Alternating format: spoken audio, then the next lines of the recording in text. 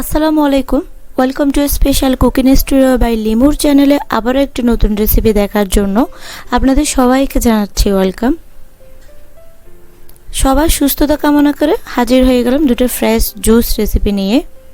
আর এই জুসটা আমি কতটা সহজে এবং অল্প সময়ে, তাও ব্লেন্ডার ইউজ না করে কিভাবে বাসায় তৈরি করি সেটাই আজ আমি আপনাদের সাথে শেয়ার করার চেষ্টা করছি।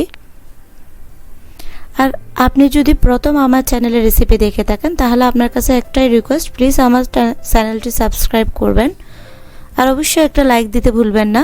আর রেসিপিটা যদি আপনার ভালো লেগে থাকে বেশি বেশি করে শেয়ার করেন। আর যারা সাবস্ক্রাইব করেছেন তাদেরকে অসংখ্য ধন্যবাদ।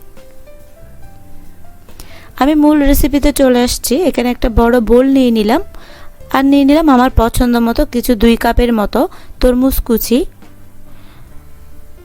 আমি যে প্রসেসে তরমুজ জুসটা তৈরি করে দেখাচ্ছি, এক্ষেত্রে যদি বেশি পাকনা যে তরমুজগুলো পাওয়া যায় এটা ইউজ করতে পারলে অনেক বেশি ভালো হয়। আমি যেহেতু বেশি পরিমাণ পাকনা ছিল তরমুজটা, এজন্য হাত দিয়ে এভাবে কষলে আজকে জুসটা তৈরি করে নিব। আপনি চাইলে আমরা যে সবজি কুড়িনোগুলো পেয়ে থাকি এগুলোতে গ্রেট করে তরমুজের জুসটা বের করে নিতে পারেন। আর না হয় যে ঝাঙ্গাগুলোতে আমরা সবজি নিয়ে থাকি এই ঝাঙ্গাতেও ঘষে আপনি চাইলে তরমুজের জুসটা করে নিতে পারেন। যথেষ্ট পরিমাণ জুসটা বের হয়ে যাওয়ার পরে আমি এভাবে হাত দিয়ে ছেপে বেশিগুলো নিয়ে নিচ্ছি।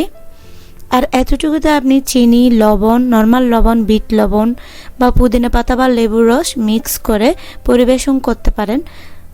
আজকে আমি যে তরমুজটা ব্যবহার করছি এতে যথেষ্ট পরিমাণ পাকনা এবং মিষ্টি ছিল, সেজন্য আমি আজকে কোনো কিছুই ব্যবহার করছি না।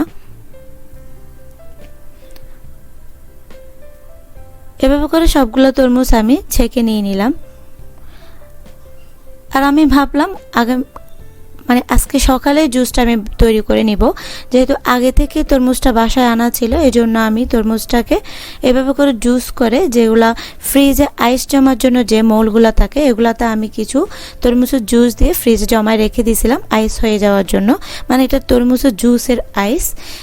এভাবে যদি আপনি জুসে যদি এই আইসটা ইউজ করেন তাহলে জুসটাতে এক্সট্রা পানি মিক্স হওয়ার কোনো রকম সুযোগ থাকে না। জুসটা খাইতে অনেক বেশি ভালো লাগে, জুসটা পাতলা হয়ে যায় না এই আর কি।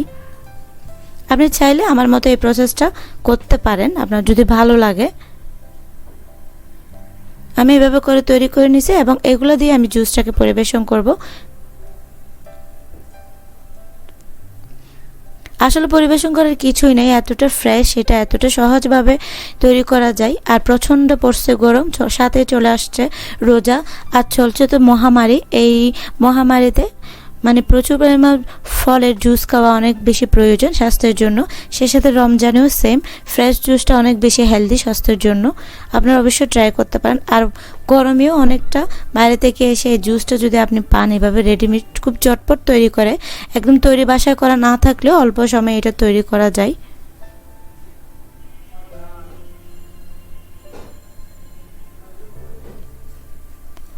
আর আজকে আমি দুটো জুস নিয়ে আপনাদের সামনে হাজির হয়ে গেলাম। একটা হচ্ছে তরমুজ আর একটা হচ্ছে বেল।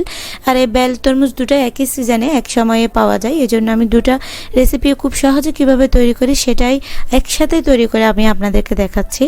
আমি এখানে একটা পাকনা বেল নিয়ে নিলাম, ছোট সাইজের, খুব বেশি বড় না। এবং একটা ছুরি দিয়ে এভাবে করে একটু চারপাশে কয়েকটা আঘাত করলে এটা মাঝখানে ফলি হয়ে যাবে। আর আপনি চাইলে যে কোনো একটা শক্ত জায়গায় জোড়া আঘাত করলেও এটা এভাবে ফেটে যায়, ভাঙতে খুব সুবিধা হয়। আমি এখান থেকে এক টুকরা নিয়ে নিলাম আপনাদেরকে বোঝার সুবিধার্থে। আর একটা বোল নিয়ে নিলাম, এতে করে ভিতরের বেলের যে অংশগুলো আছে এগুলো সবগুলো নিয়ে নিলাম। আর বেলের পুষ্টিগুণ সম্পর্কে তো আসলে সবাই জানেনই, এখানে নতুন করে বলার কিছুই নেই। বেলটা অনেক অনেক বেশি হেলদি, এটা আপনারা সবাই জানেন। এই জন্য সবাই চেষ্টা করবেন এই বেলের সিজনে বেলটা খাওয়ার জন্য। আমি সবগুলো বেল সুন্দর করে চামচ দিয়ে নিয়ে নিয়েছি। আর আমার বেলটা খুব পাকনা ছিল, এই জন্য আমি পানি দিয়ে সাথে সাথে হাত দিয়ে কষলে নিয়ে নিচ্ছি। আপনার যদি মনে হয় আপনি যে বেলটা ইউজ করছেন এটা একটু শক্ত, তাহলে পানি দিয়ে অল্প আধ ঘন্টা 1 ঘন্টার মতো যে কোনো ফ্রিজে বা নর্মাল জায়গায় রেখে দিতে পারেন একটু ভিজে নরম হওয়ার জন্য। আর এভাবে করে কষলে আমি অল্প আর একটু পানি মিক্স করে যেগুলো আছে বেলের একটু আঁশ যেগুলো আছে এগুলোকে হাত দিয়ে চেপে নিয়ে নিচ্ছি বেশিগুলা।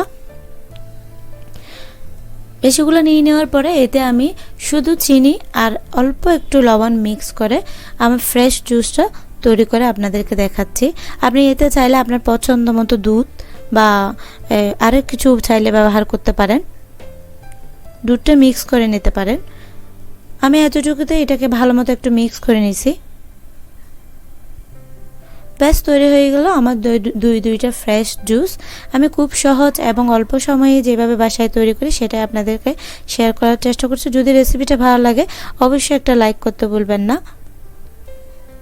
আর রেসিপি সম্পর্কে কোনো প্রশ্ন থাকলে অবশ্যই কমেন্টস করতে পারেন। আমি সবগুলো জুস ভালো করে ছেঁকে একটা গ্লাসে শুধু পরিবেশন করে দেখাচ্ছি।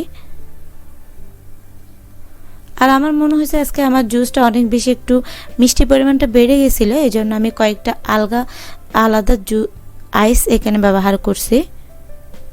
আর আপনি যদি আইসটা দিতে পছন্দ না করেন এটাকে একটু ফ্রিজে রেখে একটু ঠান্ডা করে পরিবেশন করতে পারেন।